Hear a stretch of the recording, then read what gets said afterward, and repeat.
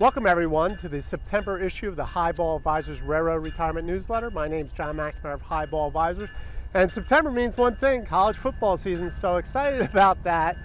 Economically, a lot of good stuff going on. It looks like the Fed's going to pause on the hikes on the interest rate, so that should be a good sign for the economy. So let's hope so. This month I have a lot of great stuff here. I have my whiteboard of the month. Can I really retire on railroad retirement alone? Right? So the short answer is depends, right? Possibly. Really depends what your spending plan is in retirement. All right, so check that video out. Got a lot of views on that one. My mailbag of the month is: how can I retire early and work without hurting my railroad retirement? Very important. A lot of railroads might be able to leave before 60. Once again, concerns about that current connection. You really need to understand your current connection before you start working in retirement. All right, checklists.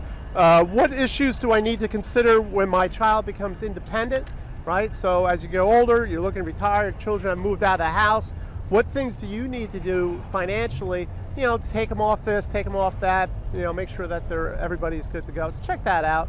A lot of good stuff. Then finally, the economic chart of the month is just really this year, if you've noticed, the stock market has rallied, but it's really been powered by the technology stocks. So this chart just kind of demonstrates what's gone on in the stock market this year. So that's it for September. Enjoy your tailgates, enjoy your college football, and until next month, everyone, please stay safe, stay on track, and take care. So long, everybody. Bye.